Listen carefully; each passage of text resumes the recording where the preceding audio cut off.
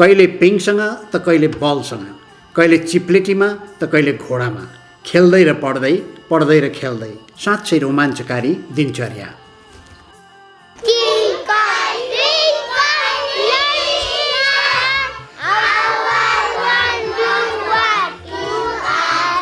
थाहै नपाई बाल सुलभ मस्तिष्कमा प्रारम्भिक शिक्षाको बीजारोपण गर्ने आधुनिक अध्यापन शैली। यसैमा मस्त रमाइरहेका ससाना बालबालिकाहरू।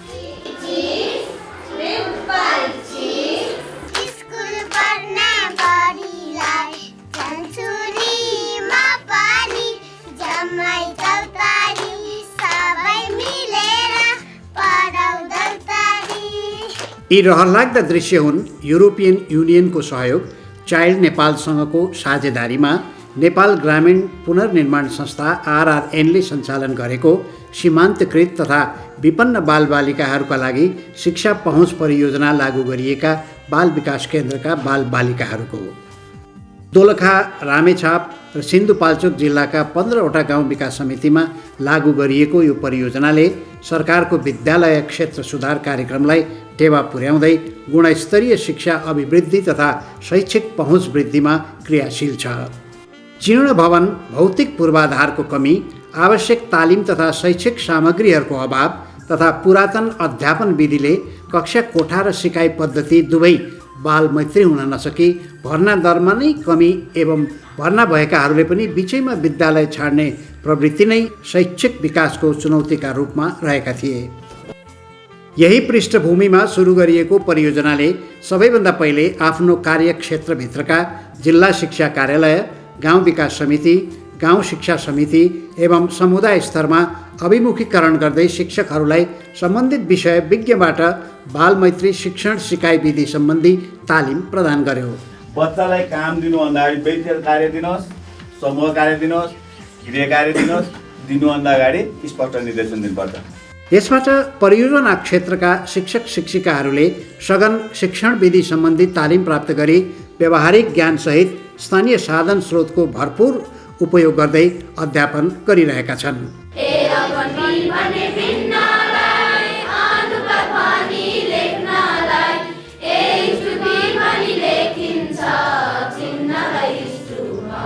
त्यसपछि गाउँ शिक्षा समितिलाई सक्रिय बनाउँदै सामुदायिक अनुगमन प्रणालीको विकासमा सहयोग गरिएको छ। यसबाट गाउँ शिक्षा समिति एवं विद्यालय व्यवस्थापन समितिहरू जिम्मेदार बन्दै आएका छन्। स्थानीय स्तरमा शैक्षिक विकासको अपनत्व लिँदै तात्कालीन, अल्पकालीन तथा दीर्घकालीन विद्यालय सुधार योजनासहित स्रोत पहिचान र विकासमा स्थानीय समुदायको जागरुकता वृद्धि भएको देखिन्छ। भनिन्छ, घर बलियो बनाउन जग बलियो हुनुपर्छ। त्यसैले गुणस्तरीय शिक्षाका लागि प्रारम्भिक तहको शिक्षा राम्रो र गुणस्तरीय हुन आवश्यक छ। त्यसैले परियोजनाले बाल कक्षाका शिक्षक शिक्षिकाहरूलाई आवश्यक तालिम प्रदान गरी बालमैत्री शिक्षण सिकाइ विधिमा अध्यापनको व्यवस्था मिलाइएको छ। पहिला हाम्रो ECDमा केही पनि थिएन, अनि पछि गएर हामीले यो खेलौनाहरू सामग्रीहरू पाछौँ। प्रारम्भिक बाल विकास केन्द्रहरूको सञ्चालनमा विशेष ध्यान दिई बालमैत्री वातावरणको निर्माण गर्दै यसैमा आधारित कक्षा कोठा व्यवस्थापन सहित तालिमबाट प्राप्त बालमैत्री शिक्षण सिकाइ विधि प्रयोग गरिएको छ। अर्कोतर्फ बाल विकास केन्द्रहरूमा प्रदान गरिएको शैक्षिक सामग्रीका अतिरिक्त स्थानीय साधन स्रोतहरूको प्रयोग गरी अध्यापन गर्ने परिपाटीको थालनी भएको छ। आफ्नै गाउँघरमा ढुङ्गाहरू भए त्यसलाई बटुलेर रङहरू लगाएर पनि हुन्छ, लक्सीका खेर जाने बोकुरा गेडाहरूलाई पनि हामीले सङ्कलन गरेर चाहिँ बनाउन सक्ने रहेछौँ भन्ने खालको कुरा पनि RRNले ट्रेनिङ दिएपछि साँच्चै थाहा भयो। बाल विकास केन्द्रहरूको व्यवस्थापन तथा सञ्चालनमा स्थानीय समुदायलाई नै सहभागी गराइएको छ। परिणामतः समुदायको सहयोग र सक्रियतामा वृद्धि हुँदै स्थानीय वस्तु तथा साधन स्रोत परिचालन हुन थालेको देखिन्छ। त्यसै गरी बाल विकास केन्द्रका बालबालिकाहरूलाई बालमैत्री शिक्षण सामग्री सहित खेलौनाहरू तथा आधारभूत आवश्यकताका झोला एवं टिफिन बक्स समेत प्रदान गरिएको छ। हेर्दा सामान्य लाग्ने यस प्रकारको सहयोग नै समानता, आपसी भाइचारा र बाल मनोविज्ञानलाई विद्यालयप्रति आकर्षित गराइराख्ने अचूक औजारका रूपमा स्थापित भएका छन्। बालमैत्री कक्षा कोठा, यथेष्ट शैक्षिक तथा खेलकुद सामग्री र लोभलाग्दो व्यवस्थापनले बाल विकास केन्द्रहरूमा बालबालिकाहरूको चाप क्रमशः वृद्धि हुँदै आएको छ। विद्यालयमा पुस्तकालय स्थापना गर्न सहयोग गरिएको छ। यसबाट विद्यार्थीहरूले आफ्ना रुचि अनुसारका विषयगत पुस्तकहरू सहज रूपमा प्राप्त गरेका छन् भने यसले विद्यार्थीहरूमा अतिरिक्त अध्ययन गर्ने बानीको विकास भएको छ। परियोजना क्षेत्रका विद्यालयहरूमा विज्ञान सामग्री, कम्प्युटर सेट र इन्टरनेटको सुविधा जडान गरिएको छ। त्यसै गरी दुर्गम क्षेत्रका विद्यालयहरूमा प्रोजेक्टरका माध्यमबाट श्रव्य दृश्य सामग्रीहरूको प्रयोग गरी अध्यापन गर्ने व्यवस्था मिलाइएको छ। यसले शिक्षकहरूमा हौसलासहित विद्यार्थीहरूको सिकाइ उपलब्धिमा सहयोग पुगेको छ। विद्यालयमा सिर्जना भएको बालमैत्री वातावरण, आधुनिक अध्यापन विधि तथा यथेष्ट शैक्षिक सामग्रीसहित सरसफाइमा ध्यान दिँदै शौचालय समेतको व्यवस्था हुँदा छात्राहरूको सङ्ख्यामा उल्लेख्य रूपमा वृद्धि भएको देखिन्छ। गरिब तथा विपन्न बालबालिकाहरूका लागि छात्रवृत्ति प्रदान गरिएको छ। यसबाट विपन्न परिवारका बालबालिकाहरूले आर्थिक कठिनाइकै कारण विद्यालय छोड्नुपर्ने बाध्यताको अन्त्य भएको छ। परियोजना लागू भएका विद्यालयहरूमा बाल क्लब गठन तथा सञ्चालनमा सहयोग गरिएको छ। हाम्रो कालीदेवी उमा बिमा बाल क्लब छ। बाल क्लबमा हामी सबै 9 जना बसेका छौँ। हामी स्कुल व्यवस्थापन समिति शिक्षकहरूसँग बसेर मिटिङ पनि गर्छौँ। यिनै बाल क्लबहरूको संयोजनमा निबन्ध प्रतियोगिता, वक्तृत्व कला, विद्यालय सरसफाइ, स्वास्थ्य शिविर सहित विविध सांस्कृतिक कार्यक्रमहरू सञ्चालन गर्दै आएका छन्।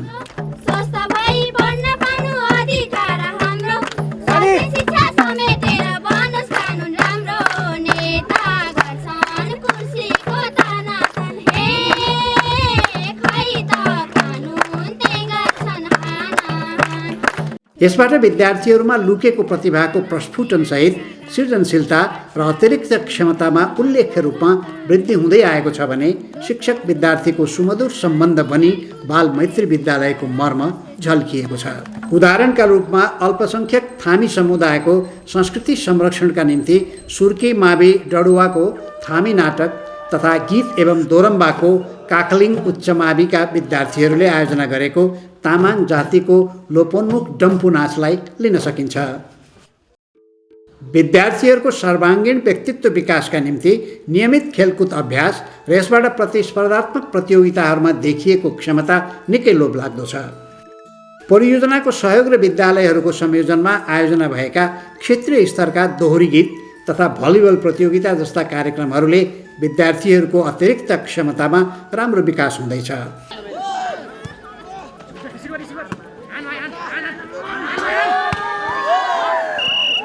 त्यसै गरी सञ्चालित कार्यक्रमका सवालमा आवश्यकता अनुसार स्थानीय स्रोत व्यक्ति समेतको संलग्नतामा परियोजनाका जिम्मेवार पदाधिकारीबाट निरीक्षण अनुगमन गरी सहजीकरण गरिँदै आएको छ। गाउँ शिक्षा समिति तथा विद्यालय व्यवस्थापन समिति एवं विद्यालय परिवार सहित स्रोत व्यक्ति समेतको सहभागितामा स्थानीय स्तरमा नै शैक्षिक गुणस्तर अभिवृद्धि योजना निर्माण, कार्यान्वयन र अनुगमन पद्धतिमा सहयोग गरिएको छ। यो कार्यक्रमले ठुला भौतिक पूर्वाधारका कुराहरू गर्दैन र विशेष गरी विद्यालय र कक्षा कोठा व्यवस्थापन र त्यहाँ बालमैत्री वातावरणको सन्दर्भलाई कसरी टेवा पुर्याउन सकिन्छ भनेर सामाजिक परिवेशसँग परिचित गराउने उद्देश्यले यो कार्यक्रमलाई त्यसरी व्यवस्थापन गरिएको छ।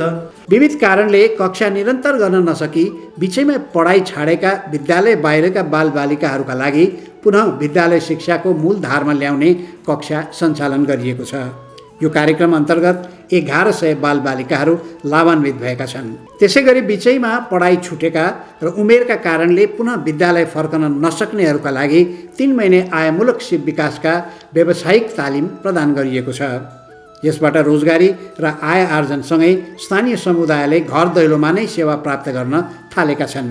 परियोजनाको सहजीकरणमा गाउँ विकास समिति, शिक्षक शिक्षिका, गाउँ शिक्षा समिति, विद्यालय व्यवस्थापन समितिका प्रतिनिधिहरू सम्मिलित टोलीलाई अन्तर जिल्लाका विद्यालयहरूको अध्ययन भ्रमणमा लगिएको छ। यसबाट अन्यत्रका राम्रा पक्षको सिकाइसहित योजना निर्माण, व्यवस्थापन र अध्यापन शैलीका सवालमा नवीनतम अनुभवहरूको आदान प्रदान गर्ने सुअवसर प्राप्त गरेका छन्। परियोजना क्षेत्रका सबै सामुदायिक अध्ययन केन्द्रहरूको भौतिक सामग्रीसहित पुनर्स्थापना, व्यवस्थापन र सञ्चालनमा आवश्यक सहयोग गरिएको छ। यसबाट सामुदायिक अध्ययन केन्द्रहरूमा दैनिक भेटघाट, सूचना आदान प्रदान, अध्ययन एवं गाउँको विकास निर्माणका सवालमा छलफल गर्ने साझा चौतारीको रूपमा रूपान्तरित हुँदैछन्। तुवाचौर सामुदायिक अध्ययन केन्द्रले स्थानीय गाउँ विकास समितिको कार्यालय आफ्नो भवनमा राखेर मासिक भाडा लिने तथा कार्यालय सहायकको व्यवस्था गरी स्थानीय समुदायलाई न्यून शुल्कमा फोटोकपी एवं इमेल इन्टरनेट सेवा उपलब्ध गराउँदै आएको छ। यसबाट दिगो विकास र स्थानीय स्रोत पहिचानमा समेत विशेष ध्यान दिएको देखिन्छ भने अमर मावि झुलेको हाताभित्र रोपिएको रहरलाग्दो अम्लिसो र अलैँची खेतीलाई यसैको थप उदाहरणका रूपमा लिन सकिन्छ। विद्यालयहरूमा चाहिँ एउटा शान्ति क्षेत्र भङ्ग भइरहेको परिस्थिति, यी सबै कारणले गर्दाखेरि राज्यले जुन नीति र ऐनमा जुन किसिमको व्यवस्थापन गरे पनि त्यसलाई कार्यविधि चाहिँ प्रभावकारी हुन सकिरहेको थिएन। अहिले यो अवस्थामा जो संस्था आयो के आकाश जमिनको चाहिँ परिवर्तन आएको मैले पाएको छु।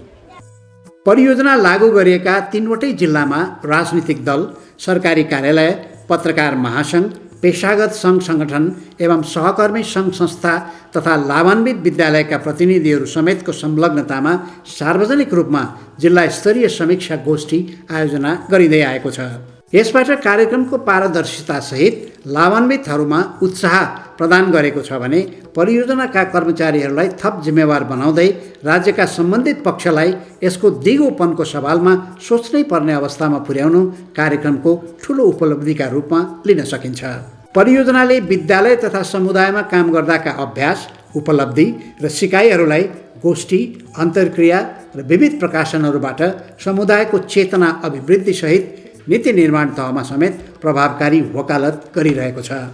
त्यसै गरी सरकारको विद्यालय शान्ति क्षेत्र अभियानमा सहयोग पुर्याउँदै बालबालिका शान्ति क्षेत्र तथा बाल संरक्षण राष्ट्रिय अभियानको केन्द्रीय समितिको सदस्य समेत रहेको आरआरएनले राष्ट्रिय अभिमुखीकरण कार्यक्रमहरूमा सहजीकरण गरिरहेको छ।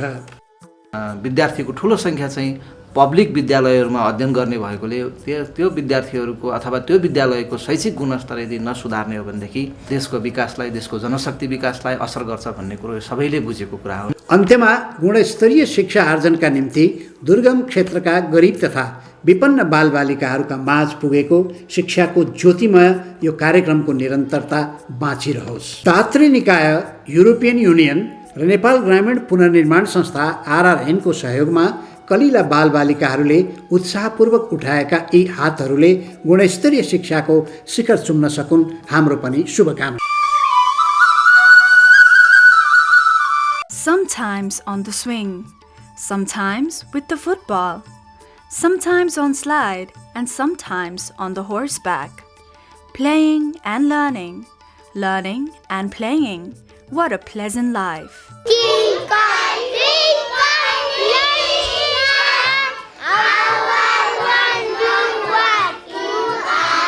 This is a modern teaching learning method which supports children in their early education. Small children are enjoying and learning.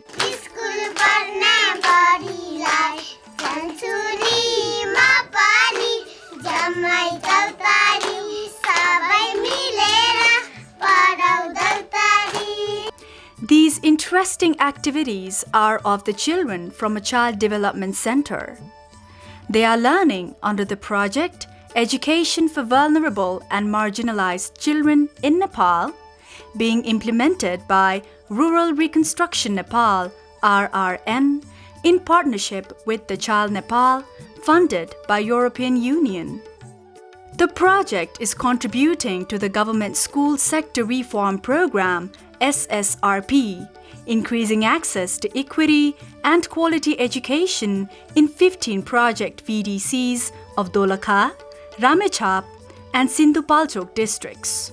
Because of worn-out building, lack of infrastructure, lack of required training and teaching materials, traditional teaching methodology, the classroom and learning strategies both have not been child-friendly, and consequently, there has been decrease in children's enrollment in the school, and even those who admitted would drop the school.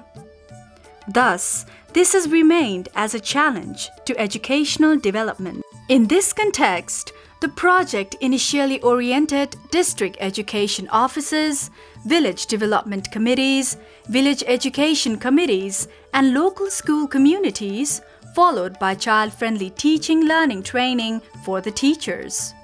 बच्चालाई काम दिनुभन्दा अगाडि व्यक्तिगत कार्य दिनुहोस्, समूह कार्य दिनुहोस्, गृह कार्य दिनुहोस्, दिनुभन्दा अगाडि स्पष्ट निर्देशन दिनुपर्छ। With intensive training, the teachers have been practicing the child-friendly teaching learning methods to impart practical knowledge and skills using available means and resources.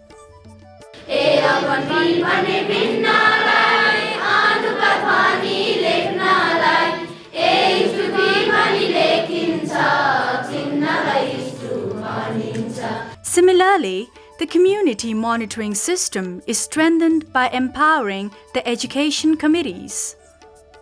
As a result, the village education committees and the school management committees have gradually become responsible. Local communities have developed immediate, medium-term, and long-term school improvement plans, taking the ownership of quality education by identifying and mobilizing the local resources. As the strong foundation is required to build a strong building, focus on quality early childhood and primary education development is essential for quality in the further education. Hence, the project has created the child-friendly teaching learning environment by providing required training to the teachers for early and primary students. Appropriate child-friendly teaching learning methods have been adopted in the classrooms by paying special attention to the operation of early childhood development centers. Besides using educational materials supported to child development centers, they have also initiated utilizing the locally available resources. आफ्नै गाउँघरमा ढुङ्गाहरू भए त्यसलाई बटुलेर रङहरू लगाएर पनि हुन्छ लप्सीका खेर जाने बोकुरा गेडाहरूलाई पनि हामीले संकलन गरेर चाहिँ बनाउन सक्ने रहेछौं भन्ने खालको कुरा पनि आरआरएनले ट्रेनिङ दिएपछि साँच्चै थाहा भयो। Local communities are involved in managing the child development centers. As a result, communities' active participation has been increased to utilize local resources appropriately. Likewise, necessary bags, tiffin boxes, toys, and other child-friendly learning materials have been provided to child development centers. Even though these supports are quite simple, these have been found very crucial tool to foster equality, brotherhood, and motivate the children towards school. As a result of child-friendly classrooms, sufficient educational materials, and exemplary management, the number of children at childhood development centers is gradually increasing. The project has supported to establish library in the schools where students can borrow relevant books as per their interest. Thus, it has developed the habit of additional reading and learning among the students. The science equipment, computers, and internet facilities are available in the schools of the project areas. These facilities have enabled students from remote areas to get accustomed to modern technology. Similarly, the teachers' enthusiasm and teaching learning environment have been enhanced by the use of child-friendly audiovisual materials using projectors.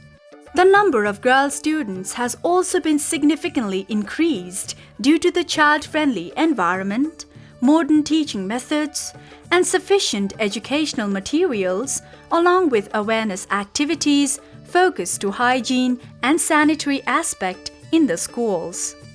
The scholarships have been provided to the poor and marginalized children. As a result, the dropout of children from poor families has decreased. The child clubs are formed and operated in schools of project areas.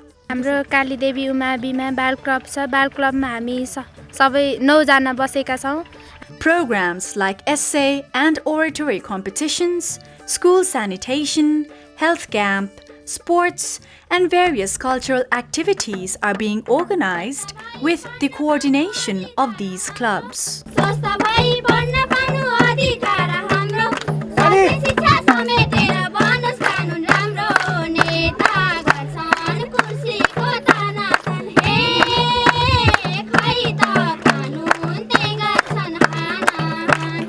Consequently, inherent talent of students is emanating and additional skills are also significantly increasing. Moreover, the mutual relationship between students and teachers has been further enhanced to materialize the child-friendly school. For instance, there are dramas and songs performed at Surke Secondary School in Ramechhap to preserve and promote the culture of marginalized Thami community. Tamang community, organized by the students of Kakling Higher Secondary School, Doramba, can be taken as an example.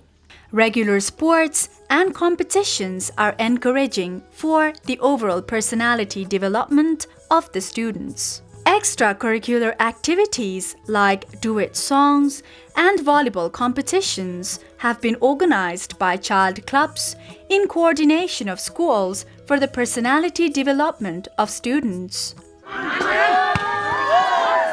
Likewise, in order to facilitate the effective implementation of the program, there has been monitoring visits by the concerned project officers along with the local officials in the project areas.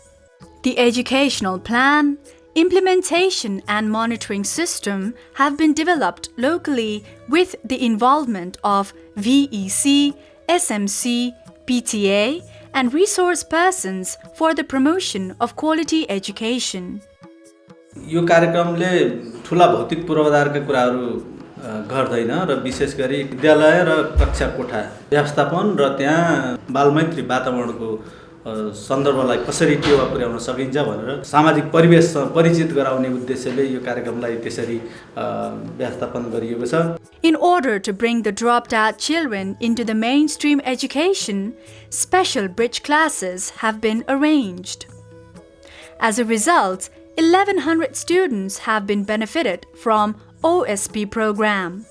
Similarly, income-generating vocational training has been organized for the dropped outs who were unable to come back to school for the reason of their age. This has created employment opportunities for the youths as well as access to services locally to the communities. Exposure visits have been organized for the representatives from VDCs, VECs, SMCs, and PTA members to the outstanding schools of the other districts. These visits have helped to learn better ways and aspects of teaching learning practices, school planning, and management for the quality child-friendly school education. The project has supported reference educational materials for the libraries along with the renovation, management, and operation of community learning centers in the project areas. Subsequently, CLCs are being transformed into platforms for meetings, information sharing, and discussions on various issues for local development. Dubachar CLC has housed the VDC office on rent in its own building. It has provided photocopy, print, email, and internet services to the local community.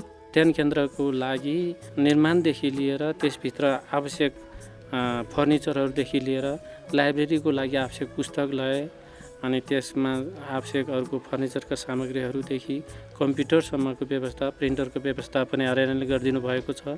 This indicates that sustainable development and local resource identification have been paid to special attention. The cultivation of broom grass and cardamom, which looks encouraging within the premises of Amar Secondary School, Chule VDC, can be considered as an additional example. विद्यालयहरूमा चाहिँ एउटा शान्ति क्षेत्र भङ्ग भइरहेको परिस्थिति यी सबै कारणले गर्दाखेरि राज्यले जुन नीति र ऐनमा जुन किसिमको व्यवस्थापन गरे पनि त्यसलाई कार्यविधि चाहिँ प्रभावकारी हुन सकिरहेको थिएन.